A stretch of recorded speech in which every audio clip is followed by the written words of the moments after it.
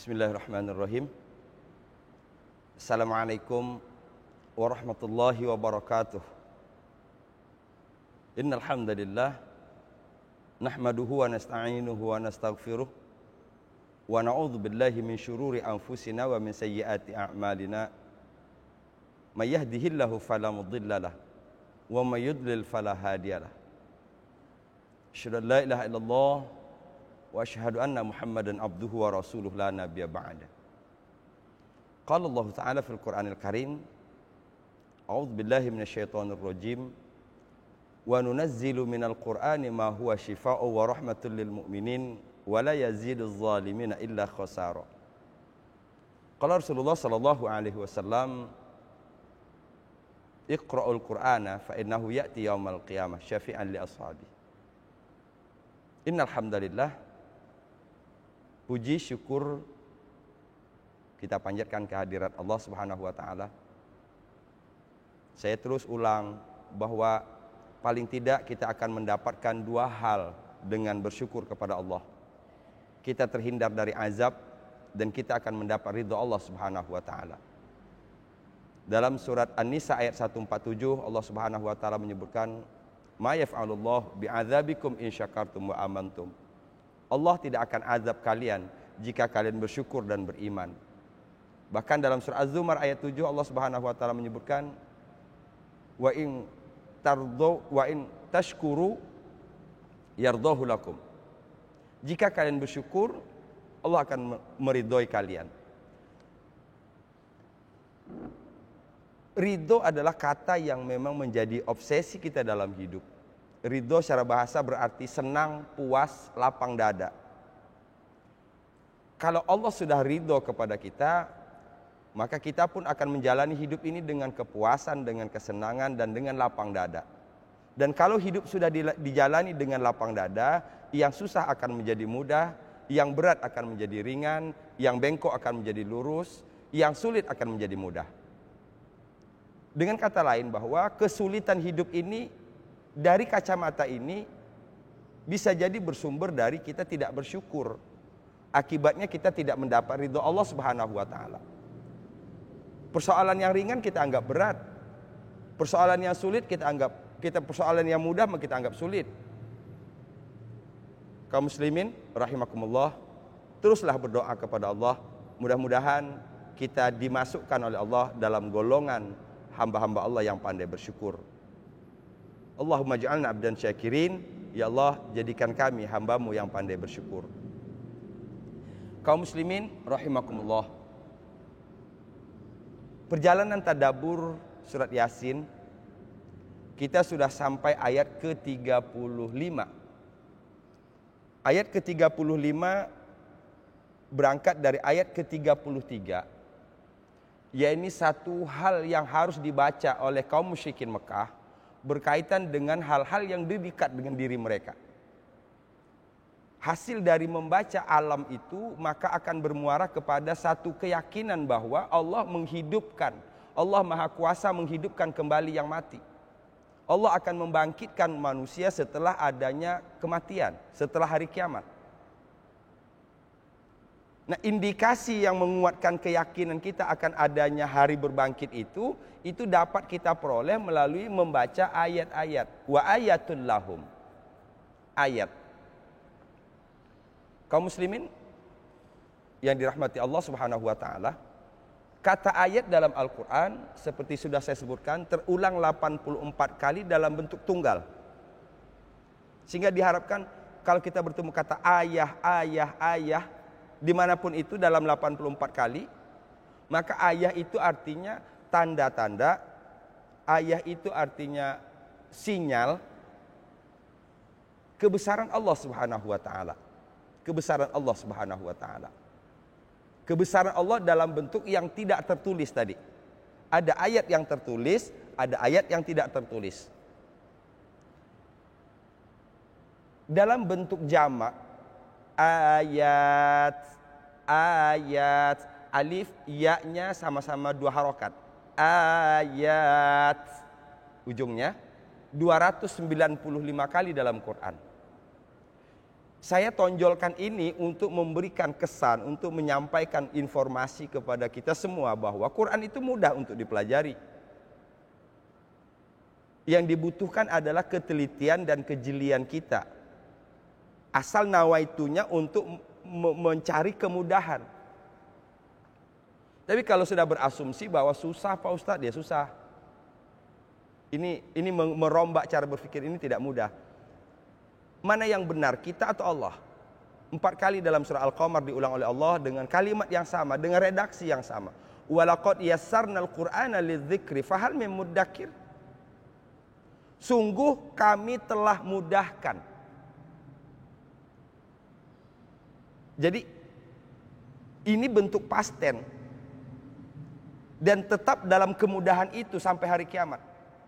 Sungguh kami telah mudahkan Al-Quran ini untuk dipelajari.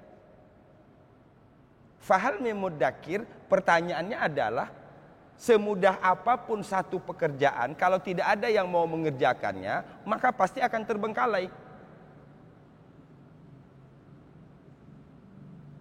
Maka adakah yang mau mengambil pelajaran? Kata kuncinya itu. Kalau kita berangkat untuk mau mengambil pelajaran dari Quran, insya Allah dimudahkan oleh Allah Subhanahu wa Ta'ala. Itu kata kunci yang pertama. Jadi pesan pertama yang ingin saya sampaikan kepada kita semua di luar dari tadabbur Yasin ini, mudah-mudahan bisabab ini dapat membuka pikiran kita semua. Mudah belajar Al-Quran. Mudah belajar Al-Quran. 4 kali dalam surah Al-Qamar tadi. Kaum muslimin rahimakumullah. Di ujung ayat ke-35 Allah tutup dengan afala yashkurun. Saya simpulkan dulu supaya ada sinergi, supaya terlihat bahwa ayat ini satu kesatuan.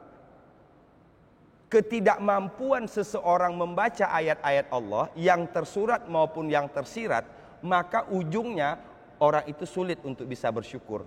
Itu kesimpulan yang kedua. Kesimpulan pertama dalam tadabbur Yasin. Saya ulang.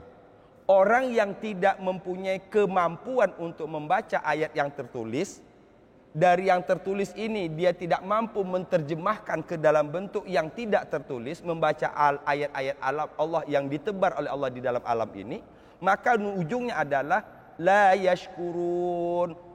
Mereka tidak akan sampai kepada satu sikap. Yang sikap itu sesungguhnya seperti yang saya sebutkan tadi akan membuat dia terhindar dari azab, akan membuat dia diridhoi oleh Allah Subhanahu wa Ta'ala. Kita mohon kepada Allah, mudah-mudahan kita dianugerahi kemampuan untuk membaca yang tersurat dan kemudian diberi kemampuan untuk menerjemahkan yang tersurat ini, mengembangkan yang tersurat ini untuk membaca alam ini, sehingga kita berharap mudah-mudahan kita menjadi hamba Allah yang pandai bersyukur. Amin ya rabbal alamin. Kaum muslimin rahimakumullah. Di ayat ke-36 kita masih berhubungan dengan ayat sebelumnya. A'udzubillahi minasyaitonirrajim. Subhanallazi khalaqal azwaja kullaha. Subhanallazi khalaqal azwaja kullaha. Subhana adalah kata tasbih. Tasbih. Dia berasal dari kata sabbaha yusabbihu, tasbih. Yang paling mudah kita ingat di kalangan kaum muslimin di Indonesia adalah surat Al-Isra. Saya berangkat dari sini dulu, mudah-mudahan dapat gambaran bagi kita untuk memahami apa sih tasbih itu sebenarnya. Ketika peristiwa Isra dan Mi'raj, peristiwa ini dikabarkan kepada penduduk Makkah. Mendengar berita bahwa Nabi melaksanakan Isra dari Masjidil Haram ke Masjidil Aqsa, Palestina. Dari Palestina naik lagi ke Sidratil Muntaha, balik lagi ke Mekah, dan tidak membutuhkan lebih dari 1/3 malam. Orang yang mendekati cerita itu, mendekati berita ini dengan pendekatan akal semata, menolak. Bohong, mana mungkin. Dari Masjidil Haram ke Masjidil Aqsa, naik ke Sidratil Muntaha, balik lagi ke Masjidil Haram dalam waktu tidak lebih dari sepertiga malam. Bohong, nggak mungkin. Nah, orang yang mengatakan bohong ini adalah orang yang melihat cerita ini, melihat peristiwa ini dari kacamata akalnya. Dan akalnya pun tidak dikembangkan cara berpikirnya, hanya mentok di situ. Kaum muslimin rahimakumullah. Subhanalladzi asra bi'abdihi laylan minal masjidil harami ilal masjidil aqsa. Kita terjemahkan, Maha suci Allah yang telah memperjalankan hambanya. Nah, kalimat tasbih ini pada hakikatnya untuk meluruskan yang tadi mengatakan bohong. Mereka mengatakan bohong karena mereka tidak tahu yang sesungguhnya.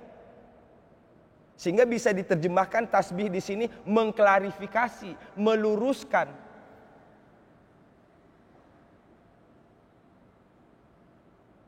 Abu Bakar mengatakan, jangankan seperti ini yang disampaikan oleh Nabi. Lebih dari ini saya percaya. Apa bedanya Abu Bakar dengan mereka? Abu Bakar melihat ini dengan kacamata iman. Abu Bakar melihat ini dengan kacamata iman. Jadi sabbaha itu pada dasarnya menjauhkan sesuatu dari sesuatu supaya tidak terjadi pencampur adukan. Saya berangkat dari tadi, kita ingat pertama surat Al-Isra ayat pertama, dan kita ingat ceritanya, sehingga kata subhana di situ tujuannya untuk meluruskan, membetulkan cara berpikir mereka yang salah. Salah kamu kalau hanya melihat itu dari kacamata akal. Dan ternyata sekarang dengan tafsir sains terungkap kebesaran Allah Subhanahu wa taala.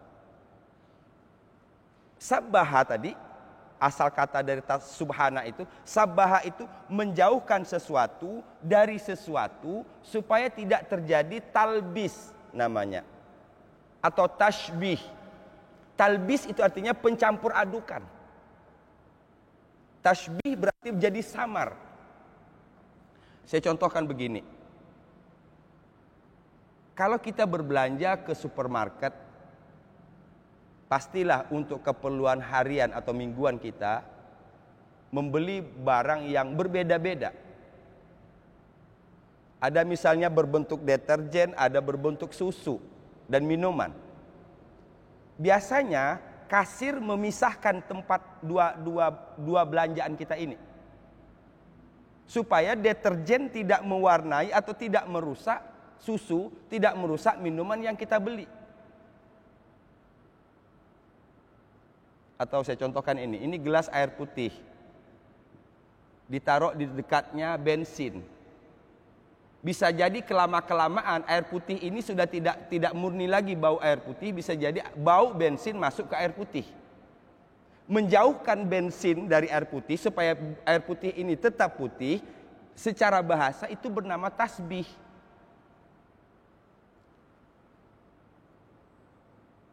Para ulama menerjemahkan mahwa tasbih tanzihullah min kulli su'. Tanzihullah min kulli su'. Membersihkan Allah dari segala keburukan. Sebenarnya bukan Allahnya yang perlu kita bersihkan, karena Allah Al-Quddus, Allah Maha Suci. Yang perlu kita bersihkan ini persepsi kita, pandangan kita tentang Allah. Kaum muslimin rahimakumullah, saya agak berlama-lama di sini karena saya ingin berharap mudah-mudahan momen ini dapat meluruskan kita, karena tasbih itu sudah kita lakukan setiap hari. Hanya kadang apakah yang sudah kita lakukan itu sudah sesuai dengan yang dikehendaki oleh Allah dan Rasul atau belum, itu saja yang jadi soal sekarang. Kalau tasbih, saya tidak akan ngajarin orang yang berenang, orang yang sudah pandai berenang. Ya, saya tidak akan menggarami laut istilahnya. Tasbih subhanallah, subhanallah, subhanallah, subhanallah, tasbih. Tetapi di sini kita apa yang seharusnya? meluruskan pandangan kita, membersihkan pikiran kita tentang Allah. Sering kadang kita berkata, kayaknya nggak mungkin deh. Kita lihat, seringan kita dengar yang berkata begitu, kayaknya nggak mungkin deh Pak Ustadz. Kita berkata tidak mungkin ngukurnya dengan ini kita. Bukankah Allah innallaha ala kulli syai'in qadir. Idza arada syai'an ayyaqula lahu kun fayakun. Jelas ayatnya. Kata tidak mungkin itu hanya untuk kita. Tidak berlaku untuk Allah. Tidak ada yang tidak mungkin bagi Allah. Semua mungkin bagi Allah. Idza arada syai'an ayyaqula lahu kun fayakun. Kalau Allah menghendaki sesuatu, jadi. Saya harap mudah-mudahan dengan bahasa sederhana ini dapat kita fahami. Dengan demikian, tasbih itu tidak mungkin bisa berjalan, tasbih itu tidak mungkin sejalan dengan yang dikehendaki oleh Allah dan Rasul kalau tidak dibarengi dengan adanya ilmu. Orang ini dermawan banget.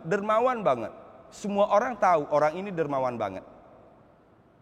Tapi karena sesuatu dan satu hal, kita kemudian menyebut si A ini sebagai orang yang pelit. Karena dia tidak mengasih sesuatu ke kita. Bisa dipahami? Menyebut orang yang dermawan sebagai pelit, ini satu kesalahan. Bagaimana meluruskan ini? Tidak mungkin bisa menilai orang yang dermawan itu sebagai dermawan kalau kita tidak kenal dengan orang itu. Apa pelajarannya? Kenal itu bahasa agamanya ma'rifat. Kenal itu ma'rifah. Tidak mungkin kita bisa bertasbih dengan baik dan benar kepada Allah Subhanahu wa taala kalau kita tidak kenal Allah. Saya rasa sampai di situ kita paham. Jadi tasbih-tasbih yang kita ucapkan itu pada hakikatnya outputnya adalah akan memberikan semangat kepada kita untuk lebih mengenal Allah Subhanahu wa taala. Agar sudut pandang kita sama dengan apa yang dikehendaki oleh Allah Subhanahu wa taala. Terjadilah kesesuaian. Saya ulang. Tasbih pada hakikatnya bukan mensucikan Allah, karena Allah Maha Suci. Tasbih itu adanya meluruskan pandangan kita, mensucikan pikiran dan hati kita, menyaksikan atau menilai Allah, melihat Allah. Tadi saya sebutkan, tidak mungkin kita bisa bertasbih, mentasbihkan Allah Subhanahu wa taala apabila tidak berangkat dari ma'rifatullah. Itu sebabnya dalam ilmu tauhid segala sesuatu berangkat dari ma'rifatullah. Awaluddin ma'rifatullah. Startnya seseorang beragama itu berangkat dari mengenal Allah.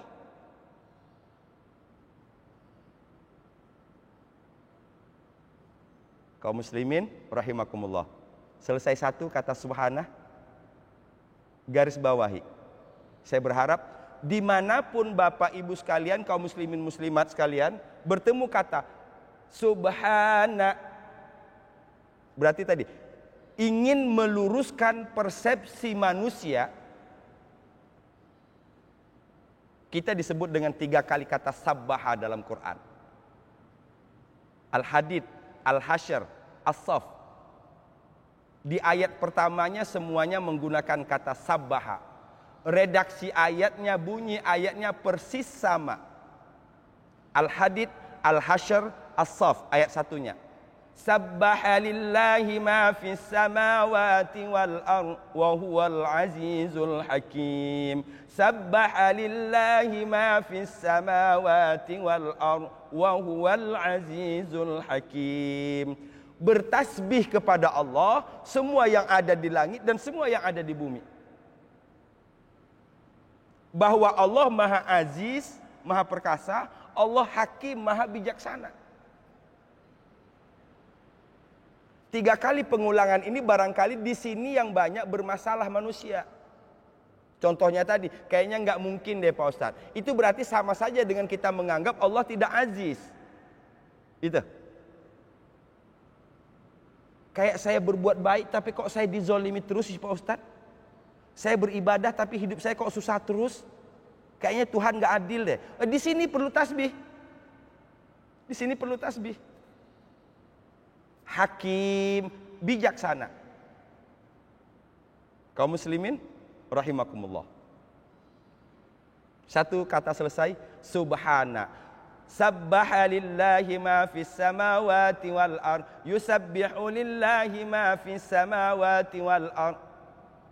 Bahkan dalam bentuk perintah, sabbihisma rabbikal a'la. Itu perintah.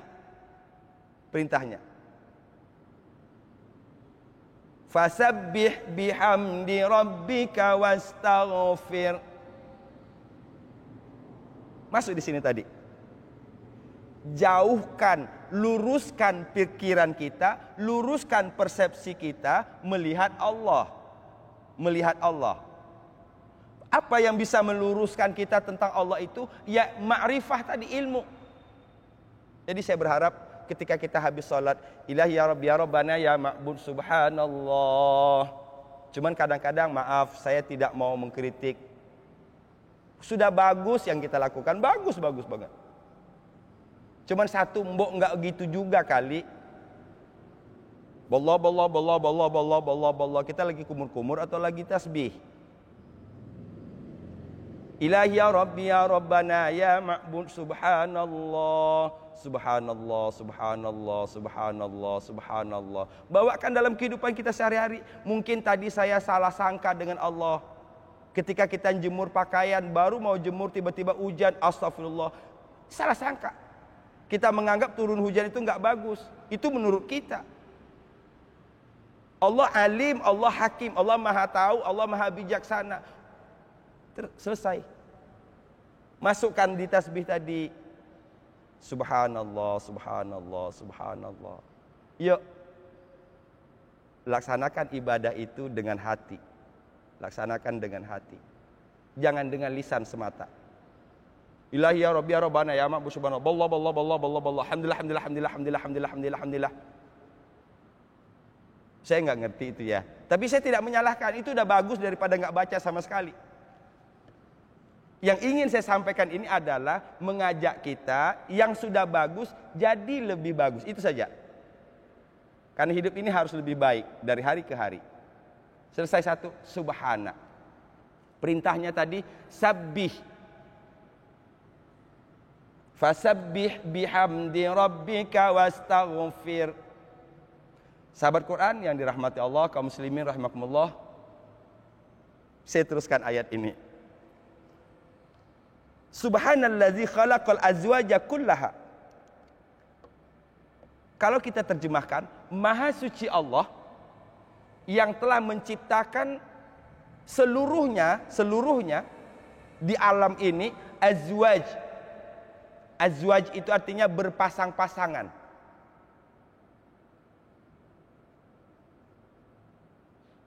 Ilmu pengetahuan kemudian menyingkap.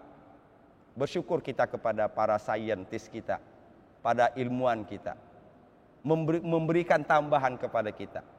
Kembali lagi hasil dari penelitian itu shadaqallah. Hasil dari penelitian shadaqallah. Baru benar itu penelitian, baru benar itu namanya ilmu. Ilmu yang benar itu adalah ilmu yang membuat kita tambah dekat kepada Allah, itu dia.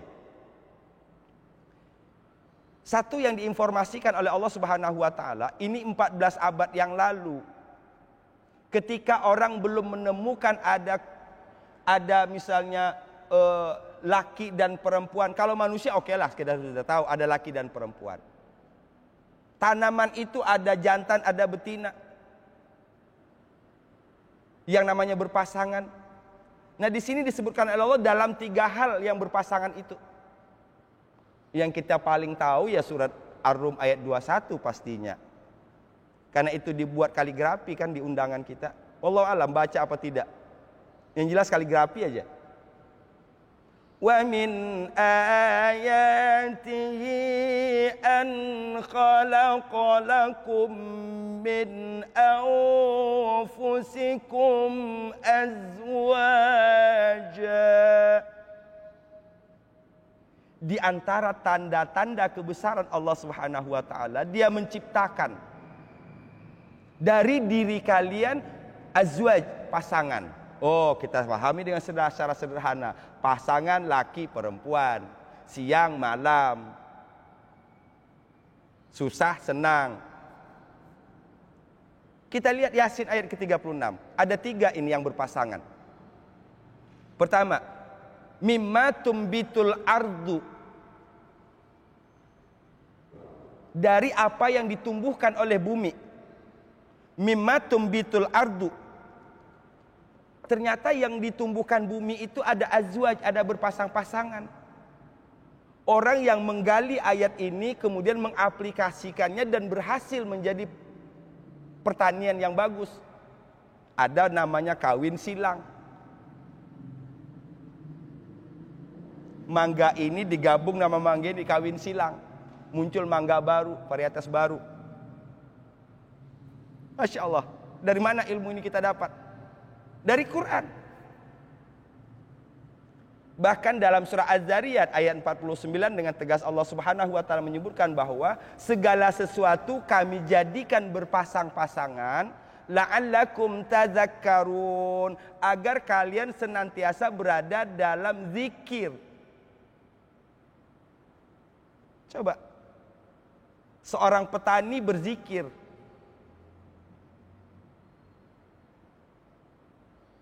Satu. Jadi kullaha subhanallazi khalaqal azwaja kullaha, maha suci Allah yang telah menciptakan seluruhnya ini berpasang-pasangan. Itu umumnya. Dari yang umum itu dikeluarkan oleh Allah 3. Dirinci lagi menjadi 3. Yang semuanya tadi disebutkan dibagi 3. Mimma tumbitul ardu, dari apa-apa yang ditumbuhkan bumi.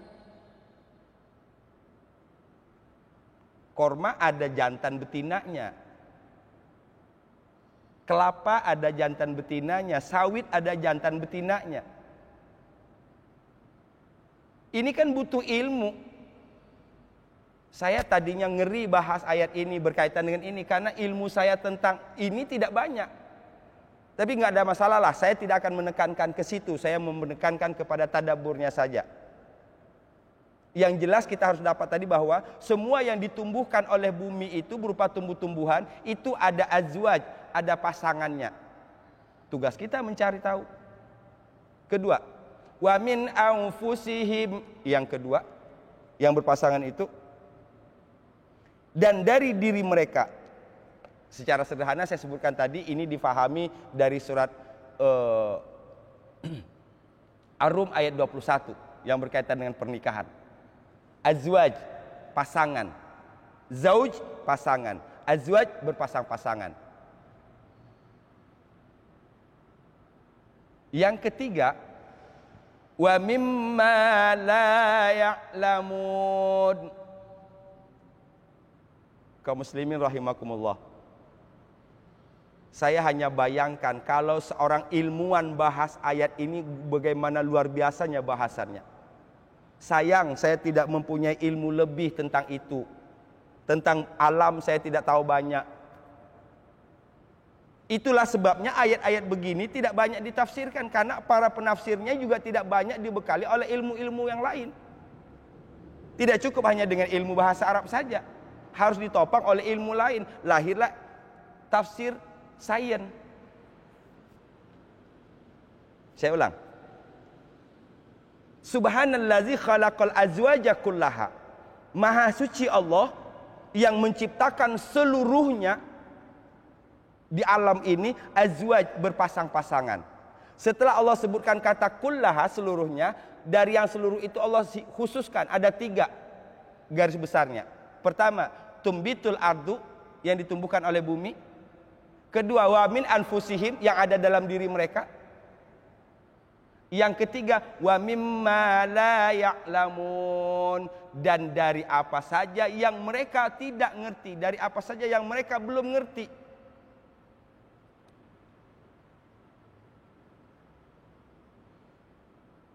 Mohon masukannya, mohon luruskan kalau saya salah.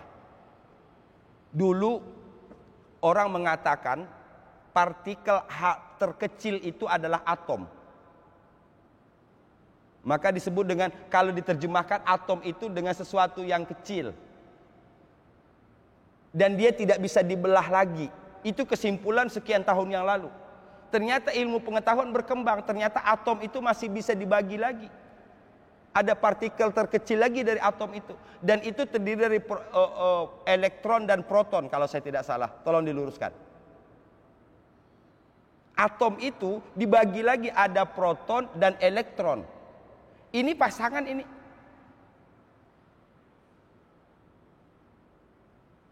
Apa yang terucap oleh orang yang baca Quran?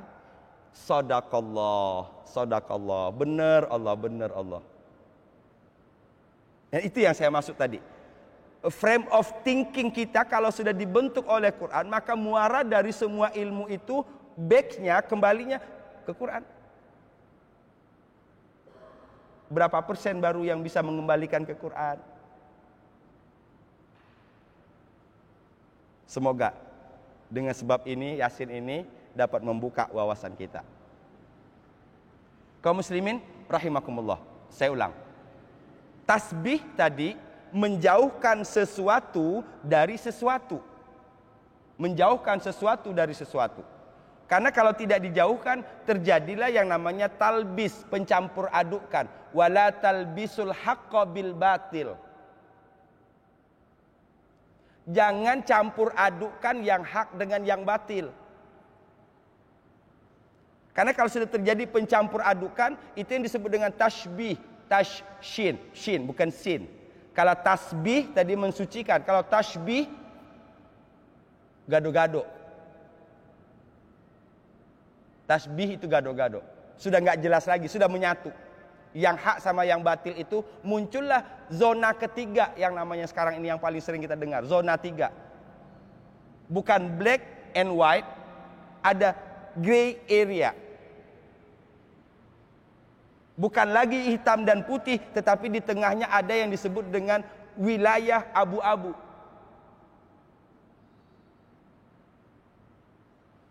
Rasul sallallahu alaihi wasallam bersabda, al halalu bayyinun wal haramu bayyinun.